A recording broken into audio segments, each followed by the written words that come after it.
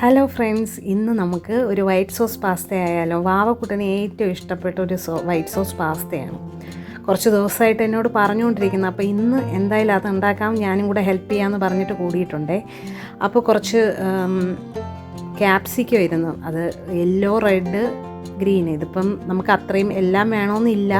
ഇപ്പം നമുക്ക് ഉണ്ടായിരുന്നത് കൊണ്ട് നമ്മളതെല്ലാം ഒന്ന് കുഞ്ഞായിട്ട് ചോപ്പ് ചെയ്യുന്നുണ്ട്. അതുപോലെ ക്യാരറ്റ്. അപ്പോൾ ഈ ചോപ്പ് ചെയ്യണ കാണുമ്പോൾ ഭയങ്കര പ്രോയാണെന്ന് തോന്നും, പക്ഷേ സത്യം പറയാമല്ലോ എനിക്ക് പേടിയാണ്. പക്ഷേ അവൻ നന്നായിട്ട് ചോപ്പ് ചെയ്യുന്നുണ്ട്. ഇടയ്ക്കിടയ്ക്ക് ഇങ്ങനെ എന്തെങ്കിലുമൊക്കെ ചോപ്പ് ചെയ്യാനായിട്ട് എന്നെ ഹെൽപ്പ് ചെയ്ത് നല്ല പ്രാക്ടീസേ. കൈയൊന്നും ഇതുവരെ മുറിഞ്ഞിട്ടില്ല.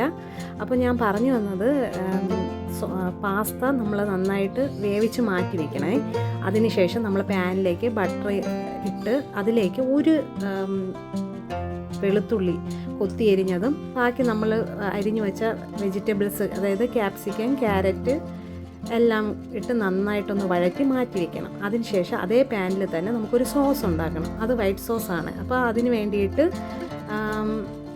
ഒരു 2 സ്പൂൺ മൈദ മാവ്, അതിലേക്ക് പാൽ ഒഴിച്ച് നന്നായിട്ടൊന്ന് മിക്സ് ചെയ്തതിന് ശേഷം നമ്മൾ വഴറ്റി വെച്ചിരിക്കുന്ന ആ വെജിറ്റബിൾസ് കൂടെ അതിലേക്ക് ഇട്ട് ഒന്ന് കുറുകി വരുമ്പോഴത്തേക്ക് നമ്മൾ വേവിച്ച് വെച്ച പാസ്ത കൂടെ അതിലേക്ക് ഇട്ട് നമുക്ക് മിക്സ് ചെയ്തെടുക്കാം.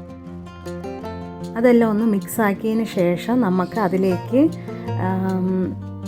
ചില്ലി ഫ്ലേക്സ് ഇട്ട് കൊടുക്കണം, കുരുമുളക് പൊടി, ഒറിഗാനോ, ആവശ്യത്തിന് ഒറിഗാനോ ഇത്രയിട്ട് നന്നായിട്ടൊന്ന് മിക്സ് ചെയ്തെടുക്കണം. പിന്നെ നമുക്ക് വൈറ്റ് സോസ് കൂടുതൽ വേണമെങ്കിൽ പാല് കുറച്ചുകൂടെ ഒഴിച്ചു കൊടുക്കാം. ഇപ്പോൾ ഈ ഒരു കൺസിസ്റ്റൻസിയാണ് എൻ്റെ മോനിഷ്ടം. ആവശ്യത്തിന് ഉപ്പൂടെ ഇട്ട് ചീസ് കൂടെ ഇട്ട് കൊടുത്താൽ നല്ല creamy cheesy white sauce pasta റെഡിയാവും. കുട്ടികൾക്കൊക്കെ നല്ല ഇഷ്ടമാവുന്നൊരു വൈറ്റ് സോസ് പാസ്ത റെസിപ്പിയാണ്. അപ്പോൾ എല്ലാവരും ഇത് ട്രൈ ചെയ്ത് നോക്കണം.